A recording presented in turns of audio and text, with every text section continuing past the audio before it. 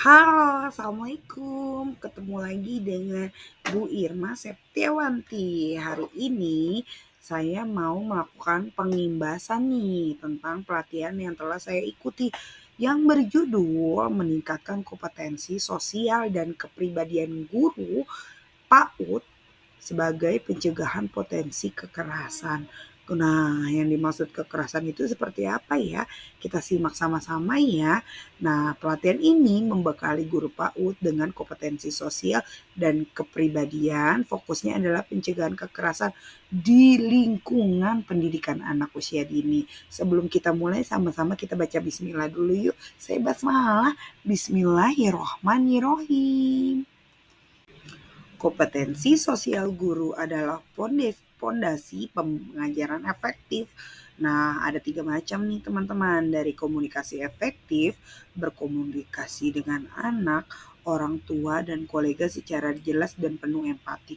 Kalau dari dasar kitanya aja nggak jelas, gimana kolega dan orang tua mau percaya ya teman-teman? Apalagi anak yang kita pegang nanti adalah anak usia dini, yaitu yang masih menggunakan bahasa ibu yang sangat khas. Jadi kita harus jelas dalam bertutur kata ya. Yang kedua adalah empati, memahami kebutuhan dan latar belakang unik setiap anak. Nah, anak itu berbeda-beda teman-teman. Jadi tidak boleh tuh kita banding-bandingkan satu sama lain. Terus yang ketiga, hubungan positif. Hubungan positif harus kita bina loh dari sedini mungkin. Kenapa? Agar kita bisa aman dan nyaman dalam beradaptasi. Nah, itu adalah mendukung tumbuh kembang si kecil dan tumbuh kembang jiwa kita juga loh yang udah dewasa ini. Nurani guru adalah penentu keberhasilan pendidikan. Betul, jika kita mengajar dan kita menjalani tugas sebagai guru, kita harus pakai hati nurani kita yang paling dalam teman-teman. Dari dasar kita udah ikhlas, nanti ke depannya insya Allah keberkahan selalu mengiringi kita. Yaitu berkah apa? Nikmat, sehat, jiwa rohani, dan kebahagiaan yang selalu mengiringi. Tentunya akan berefek kepada anak didik yang akan kita bina. Betul, karena kita belajar bukan hanya dari anak didik atau siswa-siswi yang belajar dari kita juga belajar dari sisi anak gitu. Dan tentunya semua keadaan ini kalau misalkan kita semuanya pakai hati nurani, tentunya orang tua juga akan mengikuti dengan nyaman tanpa komplain sedikit pun seperti itu. Nah, ada nih hal-hal yang harus kita perhatikan, yaitu moral. Integritas moral menjunjung tinggi etika profesional dalam pengajaran. Nah, kita harus profesional tuh. Nggak boleh kita mencampurkan urusan pribadi kita dalam proses belajar dan mengajar. Kita harus juga memiliki kesadaran diri dan merefleksikan praktek pengajar untuk perbaikan kelanjutan. Jika ada yang kurang ya nggak apa-apa, kita harus terus selalu belajar. Jika kita gagal itu bukan berarti kita kalah ataupun benar-benar gagal teman-teman, tapi kita harus don't give up. Kita harus terus pantang menyerah dan juga tanggung jawab anak menjamin kesejahteraan dan keselamatan anak-anak kita. Jangan lupa diperhatikan ya. Materi pelatihan, kompetensi kepribadian guru adalah pengelolaan emosi, belajar mengelola stres dan emosi saat mengajar. Betul sekali. Kadang tindakan yang dilakukan oleh anak itu di luar dari yang kita duga loh. Jadi kita harus pintar-pintar mengelola emosi yang kita rasakan. Kadang juga kita tidak sadar apa yang sudah kita sudah luapkan emosinya. Tapi lagi-lagi kita harus apa teman-teman? Beristighfar. Astagfirullahaladzim. Insya Allah semuanya ke depannya berjalan lancar dan aman dan nyaman. Betul. Yang kedua adalah kepercayaan diri.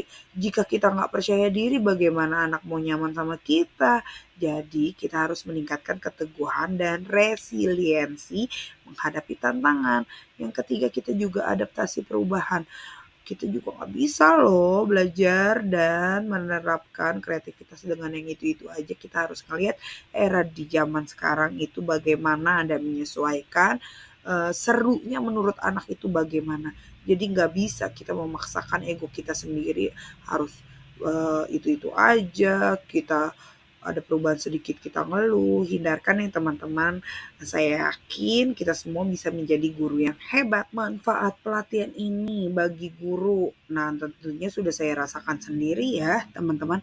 Nah kita ada interaksi positif, lingkungan aman, peningkatan kualitas dan kepercayaan diri.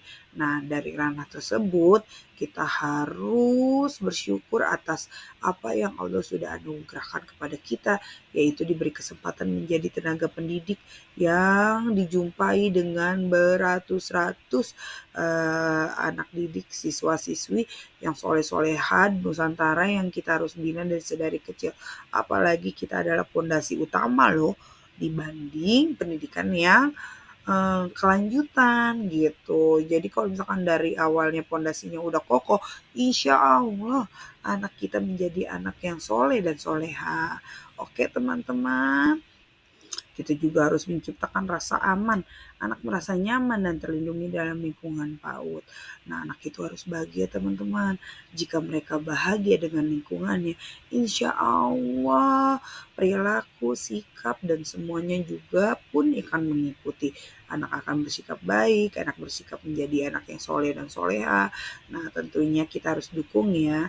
Dan juga kita harus pendidikan yang berkualitas, memperoleh pembelajaran yang inklusif dan menyenangkan.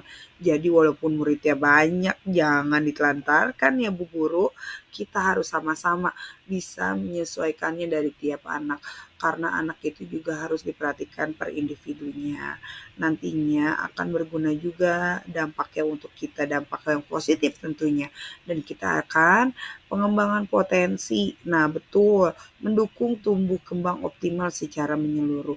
Nah, dengan adanya pelatihan ini bersyukur sih fitrahnya anak. Bagaimana fitrahnya anak harus bahagia. Anak usia dini itu tidak boleh belajar dengan cara digegas dan tidak boleh merasa tertekan. Jadinya kita harus menyiapkan ruang lingkup belajar yang bahagia dan lebih memahami tentang pola tingkah laku Ananda. Nah, karena deteksi yang paling dekat dengan kita adalah deteksi sedari dini. Selain dari orang tuanya, ya sebagai ya tanggung jawab kita sebagai gurunya untuk mengkomunikasikannya bagaimana nih agar anak bisa tumbuh dan berkembang sesuai dengan fitrahnya. Oke teman-teman, dan itu menanamkan nilai positif, belajar keterampilan sosial dan nilai moral moral sejak dini karena di era canggih ini tuh semakin banyak anak-anak yang introvert yang hanya mau bermain gadget saja, tidak mau bersosialisasi dan tidak mau beradaptasi dengan lingkungan. Nah, itu harus dihindari teman-teman, dikurangi dengan tipe-tipe anak yang seperti itu. Dengan adanya mereka introvert berarti mereka tidak kenal dengan lingkungannya. Memang akan pintar, namun ada yang terlewati yaitu sosialisasinya mereka terhadap lingkungan dan teman-teman sekitar, keluarga, saudara, ataupun teman-temannya yang ada di kelas. Mencegah kekerasan di PAUD adalah peran aktif guru. Betul itu. Nah, jadi kita harus pertama lebih aware terhadap lingkungan, yaitu mengenal tanda-tanda kekerasan, memahami indikasi fisik, emosional, dan verbal pada anak. Nah, itu yang bahaya verbal. Karena sebelum mereka terjadi kekerasan dan memukul, mereka itu mengucapkannya meledek dengan kata-kata mereka yang bisa membuat mereka menjadi tantrum dan tidak nyaman berkomunikasi dengan orang lain, lebih memilih untuk menarik diri dibanding aku keluar tapi aku tidak disukai banyak orang atau bahkan aku tidak dihargai, dikata-katain seperti itu teman-teman. Nah jadi kita harus lihat ya mula awalnya biasanya sih seperti itu. Jadi layaknya sebagai guru kita harus aware terhadap lingkungan. Dan kedua, segera melaporkan dugaan kekerasan kepada pihak yang berwenang. Berwenangnya kita itu di mana? Di kepala sekolah. Ketika memang sudah terlampaui batas sekali, baru kita akan bergerak bersama kepala sekolah untuk ke uh, pihak yang berwenang yang lebih tinggi seperti itu. Dan kita harus sama-sama menciptakan lingkungan aman, fasilitasi anak merasa nyaman berbicara tentang Masalahnya, jangan menjadikan diri anak itu takut untuk bercerita karena takut diomelin. Nah, itu yang harus dihindari ya dan dihilangkan. Oke, teman-teman. Nah, strategi pencegahan kekerasan di lingkungan dan kebijakannya adalah kebijakan anti kekerasan, sosialisasi, mengedukasi guru, orang tua, dan anak tentang kebijakan, lalu melakukan pengawasan, evaluasi, dan pantau pelaksanaan praktek pengajar rutin. Karena disinilah tindakan kita yang bisa memagari bullying terjadi gitu teman-teman. Gak mau juga kan nanti sekolahnya menjadi yang tidak nyaman. Makanya kita harus anti bullying. Kita harus menciptakan suasana kelas tidak ada yang bergenggeng atau berkelompok, tapi kita harus menciptakan kita berbeda, kita tetap satu jua, yaitu saling menyayangi dan memahami satu sama lain dan saling tolong menolong. Tindak lanjut dan dampaknya yaitu monitoring, dukungan berkelanjutan, peningkatan kualitas pendidikan dan peran perlindungan anak. Nah, keempat ini jangan sampai lepas ya teman-teman. Kita harus bersatu padu di dalam lingkungan warga sekolah agar menciptakan lingkungan yang ramah anak. Alhamdulillah PGTK Al Muslim telah melewati ketentuan tersebut hingga menjembatani menjadi sekolah ramah anak. Yuk kita konsistensi dalam proses pembelajaran ke depan hingga tercipta suasana lingkungan yang hangat antara warga sekolah dengan koleganya yaitu orang tua dan murid menjadi anak yang berkembang dengan ceria dan merdeka. Terakhir, kesimpulan dan penutup. Kompetensi guru kunci pencegahan. Jadi kita harus sama-sama bekerja sama dalam warga sekolah untuk mencegah hal itu terjadi ya teman-teman. Ya Allah, jangan terjadi ya Allah. Nah, yang kedua adalah pelatihan komprehensif. Membekali guru menjalankan peran penting di PAUD dan lingkungan aman bersama ciptakan PAUD aman, nyaman, dan inklusif untuk anak. Terima kasih atas perhatian dan komitmen Anda untuk membersamai saya dalam menjelaskan pengimbasan pelatihan ini. Semoga kita dijauhkan dari hal-hal yang buruk ya teman-teman. Amin ya robbal alamin. Oh ya, saya mau menjelaskan satu lagi. Alhamdulillah PGTK Al Muslim sudah punya tim sendiri terhadap sikap kekerasan pada anak, yaitu kita menjembatani sekolah anti bullying pada anak. Jauh bullying karena nggak seru kalau kita nggak belajar dengan bahagia. Dadah, assalamualaikum.